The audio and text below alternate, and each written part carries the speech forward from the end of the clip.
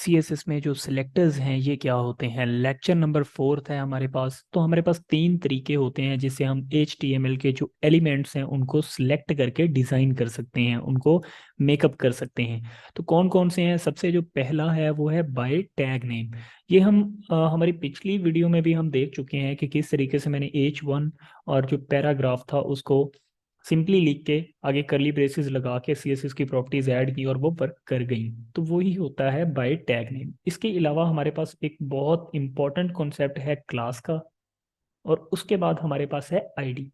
ID और class बहुत ही ज़्यादा इंपॉर्टेंट है हमारे CSS में HTML एलिमेंट्स को टारगेट करने के लिए। तो चलें चलते हैं अपने VS कोड में और समझते हैं कि क्लास और आईडी में क्या डिफरेंस है और बाय टैग नेम को किस तरीके से हम दोबारा देखते हैं, यूज़ कर सकते हैं। तो लेट्स गेट स्टार्टेड। तो लेक्चर 04.html के नाम से मैंने एक नई फाइल जो है वो क्रिएट कर ली है। कंट्रोल हम दबा के मैं टैब दबाऊंगा और एक जो जनरल हमारे पास लेआउट होता है उसको हम ले लेंगे। उसके बाद हमारे पास ये मेटा की जो लाइंस हैं इनको हम एक दफ़ा ख़त्म करेंगे। डॉक्यूमेंट में हम लिखेंगे, हमारे पास है सी एस एस कोर्स लिख लेते हैं। उसके बाद अब हम बात करते हैं कि बाय टैग नेम जो है किस तरीके से हम एलिमेंट्स को ले सकते हैं। सपोज दैट मेरे पास एक H1 है और मैं बोलता हूँ आई एम H1।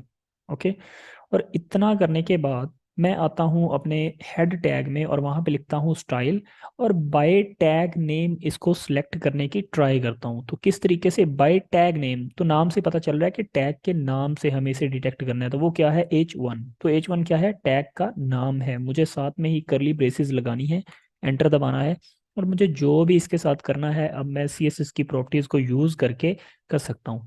तो लास्ट टाइम हमने बैकग्राउंड कलर और कलर के बारे में डिस्कस किया था, तो उसी को लेकर चलते हैं। मानो कि मुझे इसका जो कलर है वो रेड करना है। रेड करने के बाद मैं जैसे ही कंट्रोल सेव करूंगा और गो लाइव पे क्लिक करूंगा, तो अभी बाय टैग नेम की मदद से हमारे पास जो H1 है उसका जो कलर है वो रेड हो चुका होगा। तो हम देख सकते हैं IMH1 का जो कलर है वो रेड हो चुका है। ठीक है, तो इसे बोलते हैं बाय टैग नेम।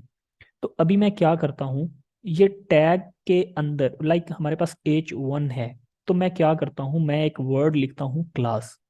ठीक है, तो क्लास में मैं लिख देता हूँ हेडिंग। ठीक है, और मैं कंट्रोल से सेव कर लेता हूँ। अब ये क्लास क्या करता है, अब मानो कि मुझे H1 नहीं लिखना, तो मुझे जस्ट क्लास का नाम चाहिए। अब क्लास को मैं किस तरीके से लिख सकता हूँ? सबसे पहले मुझे डॉट लगाना है, उसके बाद कंट्रोल V से मुझे हेडिंग को पेस्ट कर देना है। मतलब पहले डॉट लगाना है, फिर क्लास का नाम लिखना है, फिर करली ब्रेसेस लगानी है, और उसके बाद अंदर आप जो भी लिखे वो इम्प्लीमेंट हो जाएगा। तो मैं यहाँ पे रेड लिख के सेव करता हूँ।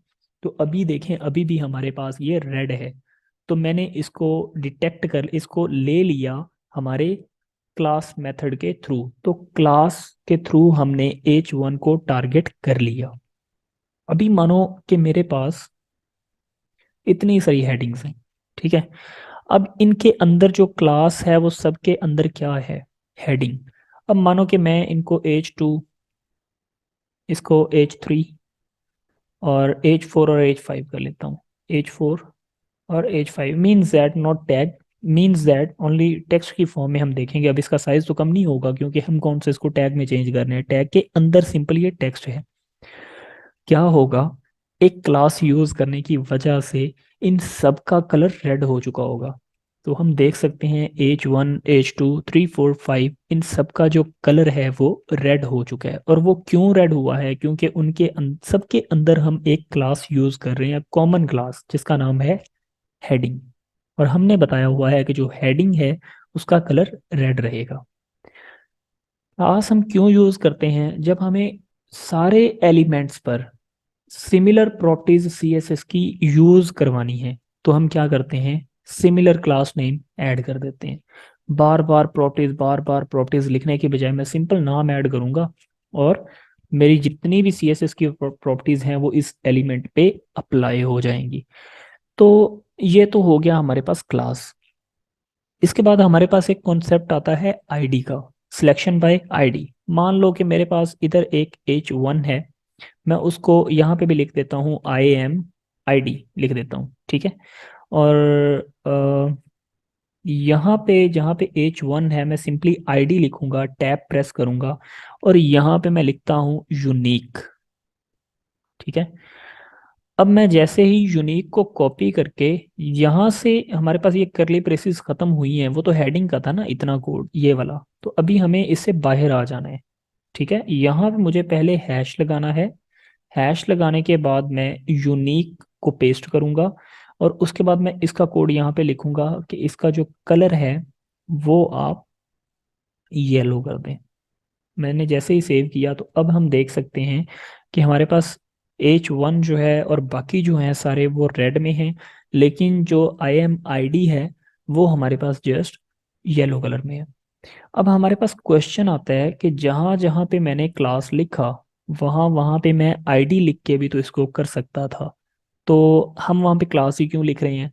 और जहाँ पे मैंने यूनिक आईडी आईडी जो है वो यूनिक रखी, वहाँ पे मैं क्लास भी तो दे सकता था। लेकिन इसमें क्या है कि जब हमें मल्टीपल एलिमेंट्स को स्टाइल करना होता है उस वक्त हम क्लास लेते हैं। ठीक है, जब हमें सब एलिमेंट्स में सिमिलर प्रॉपर्टीज ऐड करनी हो। लेकिन क्या है कि जब मुझे किसी सिंगल एलिमेंट को डिज़ाइन करना है, किसी सिंगल एलिमेंट को डिज़ाइन करना है, तो मैं उसमें सिर्फ आईडी पास करूंगा। ठीक है।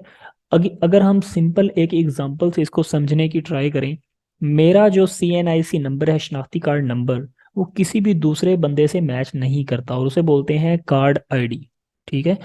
तो अब किसी भी बंदे के पास चले जाएं, उसका आईडी कार्ड निकलवाएं, उसका डेफिनेटली जो नंबर है वो डिफरेंट होने वाला है।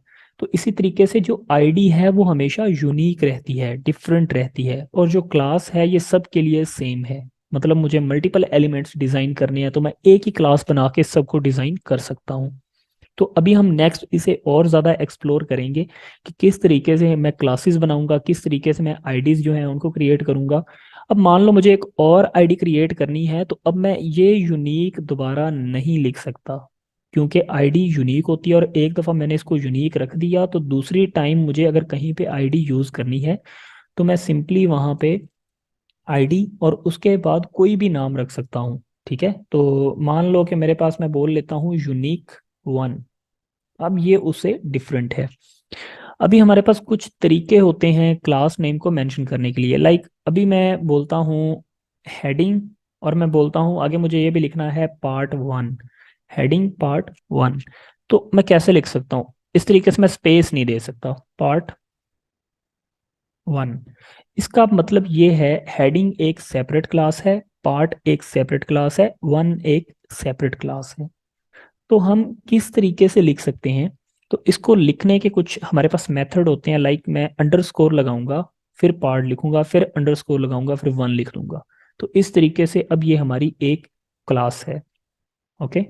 और सिमिलरली इसका एक और तरीका है, और वो क्या है, मुझे लिखना है क्लास। ठीक है, सॉरी, मुझे लिखना है हेडिंग। उसके बाद मुझे हेडिंग के बाद इसमें आगे इक्वल टू लगाना ज़रूरी है, इक्वल टू। और उसके बाद मुझे आगे पार्ट 1 लिखना है, तो मैं पार्ट का P कैपिटल लिखूंगा, पार्ट 1। ओके, या आप इसको अंडरस्कोर, या फिर हम जो है ये भी लगा सकते हैं, हाइफन भी लगा सकते हैं, -1। तो इस तरीके से भी हम इसको लिख सकते हैं, लेकिन हम उसमें स्पेस यूज़ नहीं कर सकते। तो इस तरीके से हम अपनी आईडीज और अपनी क्लासेस जो हैं उनको क्रिएट कर सकते हैं। सिमिलरली इसी फॉर्मेट में हम क्लासेस को भी, सॉरी, आईडीज को भी नाम दे सकते हैं। तो आई होप के by tag name selection, by ID, by class, तो ये चीज़ें हमें क्लियर हो चुकी हैं। मज़ीद इन चीज़ों के बारे में आगे डिस्कस होता रहेगा, क्योंकि जब भी हम किसी चीज़ का कोड कर रहे होंगे तो हमें आईडी या क्लासेस साथ में बनाना ज़रूरी होंगी। ठीक है, सम टाइम। तो उन चीज़ों में हमारा जो है इस पे और ज़्यादा ग्रिप बन जाएगी। तो उम्मीद है कि आज की जो वीडियो है वो आपके लिए काफ़ी हेल्पफुल रही होगी। चैनल को अगर अभी तक सब्सक्राइब नहीं किया तो काइंडली चैनल को सब्सक्राइब कर दें, ताकि नेक्स्ट टाइम मैं जो भी वीडियो अपलोड करूं उसका नोटिफिकेशन आपको मिलता रहे। तो बेल नोटिफिकेशन जो है उसमें ऑल पे क्लिक करना मत भूलिएगा। अपना बहुत सारा ख्याल रखिएगा। टेक केयर, अल्लाह हाफिज़।